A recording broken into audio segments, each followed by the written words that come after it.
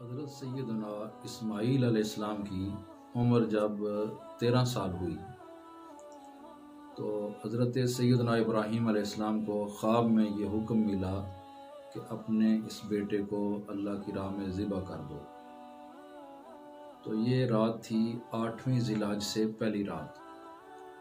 آپ صبح اٹھے تو آپ نے غور کیا کہ یہ خواب ہے، اس میں غور و فکر میں دن گزر گیا، اس لیے 8ویں ذی الحج کو یوم ترویہ کہتے ہیں، یعنی اس دن آپ نے غور و فکر کیا۔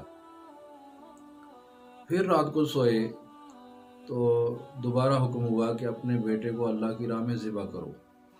تو اس دن صبح آپ اٹھے تو آپ نے پہچان لیا کہ یہ اللہ کا ہی حکم ہو سکتا ہے، اللہ کے حکم کے علاوہ یہ کسی کا حکم نہیں ہے۔ تو اس لیے 9 ذی الحج کو یوم عرفہ کہتے ہیں، یعنی پہچان کا دن۔ اور پھر آپ نے سفر طے فرمایا اور حضرت حاجرہ کے پاس تشریف لائے، اور چونکہ 10 ذی الحج کو ذبح کیا تو اس لیے 10 ذی الحج کو یوم النحر کہتے ہیں۔ آپ نے حضرت حاجرہ کو حکم ارشاد فرمایا کہ بیٹے کو تیار کرو، دعوت اللہ ہے، یعنی اللہ کے ہاں دعوت ہے۔ تیار کر کے رسی اور چھری ساتھ لے کر نکلے تو شیطان کے دل میں تکلیف ہوئی۔ اس نے کہا کہ میں اس خاندان کے کسی ایک فرد کو ضرور فتنہ میں ڈال لوں گا۔ اس نے سب سے پہلے جو کوشش کی وہ حضرت حاجرہ کے ہاں کی کہ ماں ہے آخر تو یہاں کام چل جائے گا۔ حضرت حاجرہ کے پاس آئے اور کہنے لگے آپ کو پتہ ہے آپ کے خاوند آپ کے بیٹے کو کہاں لے کر گئے ہیں؟ آپ کہنے لگی کہ وہ دعوت پر گئے ہیں۔ کہا نہیں، وہ تو بیٹے کو ذبح کرنے لے گئے ہیں۔ آپ نے فرمایا کبھی ایسا بھی ہوا کہ باپ بیٹے کو ذبح کرے؟ تو شیطان نے کہا کہ ہاں نہیں ہوتا، لیکن ان کا خیال ہے کہ اللہ کا حکم ہے۔ تو جناب سیدہ حاجرہ رضی اللہ عنہا نے فرمایا اگر اللہ کا حکم ہے تو ایک بیٹا کیا ہزاروں بھی قربان ہیں۔ وہاں ناکام ہو گیا، وہاں سے دوڑا، پھر حضرت اسماعیل علیہ السلام حضرت ابراہیم کے پیچھے پیچھے چل رہے تھے، ان سے جا کر کہا کہ آپ کے والد آپ کو ذبح کرنے لگے ہیں۔ کہا نہیں ایسا نہیں ہو سکتا، کہا نہیں ان کو اللہ کا حکم ہے۔ تو حضرت اسماعیل علیہ السلام نے بھی کہا کہ اگر اللہ کا حکم ہے تو یہ ایک جان میری 1000 جانیں بھی قربان ہیں۔ تو پھر اس نے کہا اب ابراہیم علیہ السلام کا رخ کروں۔ وہاں جا کر کہنے لگا کہ یہ خواب بھی کبھی سچے ہوتے ہیں، ہو سکتا ہے یہ شیطانی خواب ہو اور آپ خواب کو پورا کرنے کے لیے نکل پڑے ہیں۔ آپ نے فرمایا نبی کا خواب وحی الہی ہوتا ہے، اس لیے میں درست سمت جا رہا ہوں۔ آپ نے 7 کنکریاں اٹھا کے ماری تو دوڑ گیا، پھر تھوڑا آگے گزرے تو پھر سے دوبارہ آیا، آپ نے پھر 7 کنکریاں ماری، پھر تیسری مرتبہ آیا، پھر تیسری جگہ پر کنکریاں ماری۔ جہاں جہاں سیدنا ابراہیم علیہ السلام نے اس کو دیکھ کر کنکریاں ماری تھیں وہاں وہاں آج حاجی کنکریاں مار رہے ہیں۔ تو اگر کوئی سوال کرے کہ وہاں حضرت ابراہیم علیہ السلام کو تو شیطان نظر آیا تھا تو انہوں نے کنکریاں ماری تھیں، آپ لوگوں کو نظر ہی نہیں آ رہا، پھر کیوں مار رہے ہو؟ تو ایک ہی جواب ملے گا پوری ملت اسلامیہ کی طرف سے کہ ادائے ابراہیمی ہے، اللہ کے محبوب بندے کی ادا ہے، اس کو زندہ کر رہے ہیں۔ تو یہاں سے پھر سبق حاصل کرنا چاہیے نا کہ بندگان خدا کی اللہ کے ہاں بڑی عظمت ہے کہ ان کی ادا بھی رب کو پسند آ جائے تو اللہ اس ادا کو بھی زندہ رکھتا ہے۔ تو یہاں سے آپ گئے تو جہاں ذبح کیا نا تو وہاں پہ حضرت اسماعیل علیہ السلام سے مخاطب ہو کر ارشاد فرمایا اے میرے بیٹے میں نے خواب میں دیکھا ہے کہ میں آپ کو ذبح کر رہا ہوں، میں آپ کے گلے پہ چھری چلا رہا ہوں۔ تو حضرت اسماعیل علیہ السلام بجائے اس کے کہ آپ پوچھتے ابا جی اس خواب کی تعبیر کیا ہوگی، آپ نے یہ نہیں کہا، آپ نے عرض کی میرے والد گرامی یا ابت افعل ما تؤمر، ابا جی جو حکم آیا ہے وہ کر گزرو، جو اللہ کا حکم ہے وہ پورا کر دو۔ یعنی آپ بھی جانتے تھے نبی کی جو خواب ہوتی ہے وہ وحی الہی ہوتی ہے، لہذا آپ نے عرض کی حضور والا آپ کریں ستجدنی انشاءاللہ من الصابرین، میری بات کرتے ہو مجھے آپ صابر پائیں گے، صبر کرنے والا پائیں گے۔ تو جناب اسماعیل بھی تیار ہیں، اور دیکھنا یہ ہے کہ یہ اسماعیل علیہ السلام کون سے مدرسے میں پڑھے ہیں۔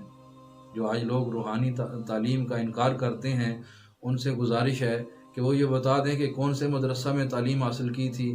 ایک ہی چیز نظر آ رہی ہے کہ ابراہیم علیہ السلام شام میں رہ کر اپنی نظر سے، اپنی توجہ سے اسماعیل علیہ السلام کی تربیت فرما رہے تھے۔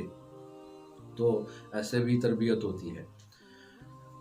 آپ بھی تیار ہیں، حضرت اسماعیل علیہ السلام بھی تیار ہیں، تو جناب اسماعیل نے عرض کی حضور والا ایسے کرنا کہ میرے ہاتھ پاؤں باندھ دینا، ایسا نہ ہو کہ چھری چلے تو میں تڑپوں پھڑکوں تو آپ کو تکلیف نہ پہنچے۔ دوسری بات یہ ہے کہ چھری اچھی طرح تیز کر لینا تاکہ جلدی سے کام ہو جائے، دیر نہ ہو جائے۔ اور تیسری بات یہ ہے کہ مجھے منہ کے بل لٹانا، میرا منہ زمین کی طرف رکھنا، گردن اوپر سے کاٹنا۔ اس کی وجہ یہ ہے کہ میرا چہرہ سامنے ہوگا، چھری چلے گی، تکلیف میں محسوس کروں گا تو آپ کو کہیں ترس نہ آ جائے، اور اللہ کی بارگاہ میں جو قربانی ہو رہی ہے اس میں کوئی رکاوٹ، محبت پدری درمیان میں رکاوٹ نہ بن جائے، میرا منہ نیچے کر دینا۔ تو یہ سب وصیت جو ہے نا باتیں کر کے اپنے والد گرامی سے، تو آپ کو آپ کے والد گرامی نے لٹایا۔ لٹانے کے بعد چھری چلائی تو وہ چھری نہیں چل رہی تھی۔ تو میں نے ایک روایت میں پڑھا کہ اللہ کریم نے اپنے حکم سے وہاں حضرت اسماعیل کی گردن پر تانبا رکھ دیا تھا کہ اس پر چھری نہ اثر کرے۔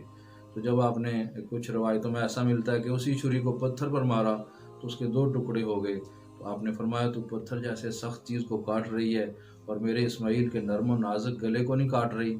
تو چھری نے عرض کی حضور والا اللہ کے حکم سے اذن لے کر چھری نے انسانی زبان میں بول کر کہا کہ اے ابراہیم، جب آگ میں آپ کو پھینکا جا رہا تھا تو آگ کا کام ہوتا ہے جلا دینا، تو اس نے آپ کو کیوں نہیں جلایا؟ آپ نے فرمایا اللہ نے حکم دیا تھا کہ مت جلانا۔ چھری کہنے لگی جناب علی، وہاں ایک بار حکم آیا تھا کہ مت جلانا، یہاں 70 بار حکم آ چکا ہے کہ نہ اثر کرنا، تو میں کیسے کر سکتی ہوں؟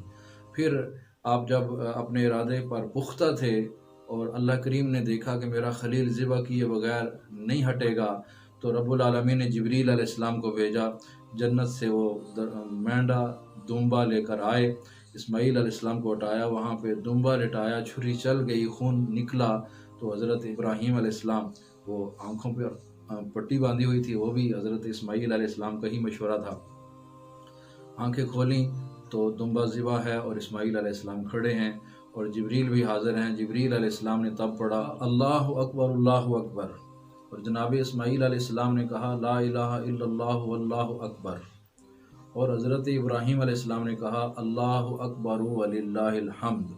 تو وہ تکبیر بھی اللہ کو پسند آ گئی، اور وہ ان ایام میں پڑھنے کا حکم ہے۔ 9ویں ذی الحج کی صبح سے لے کر 13ویں ذی الحج کی عصر تک ہر با جماعت نماز کے بعد ایک مرتبہ بلند آواز سے تکبیر پڑھنا واجب ہے، اور جو اکیلے پڑھتے ہیں وہ بھی پڑھ لیں، ایک مرتبہ پڑھ لیں، اور اگر 3 مرتبہ پڑھ لیں تو زیادہ بہتر ہے، اور جو عورتیں ہیں وہ بلند آواز سے نہ پڑھیں، آہستہ آواز سے پڑھیں۔ اس طریقہ سے جب قربانی ہو گئی تو رب العالمین نے ارشاد فرمایا وَنَادَيْنَاهُ أَن يَا إِبْرَاهِيمُ، ہم نے آواز دے کر کہا اے ابراہیم قد صدقت الرؤیا، تو نے تو خواب بھی سچا کر دکھایا۔ تو وہاں پر اللہ کریم نے ارشاد فرمایا وَفَدَيْنَاهُ بِذِبْحٍ عَظِيمٍ، ہم نے اسماعیل کے بدلے میں ذبح عظیم کا فدیہ دے دیا۔ تو یہ دمبا جو جنت سے آیا تھا اس کو ذبح عظیم قرار دیا گیا۔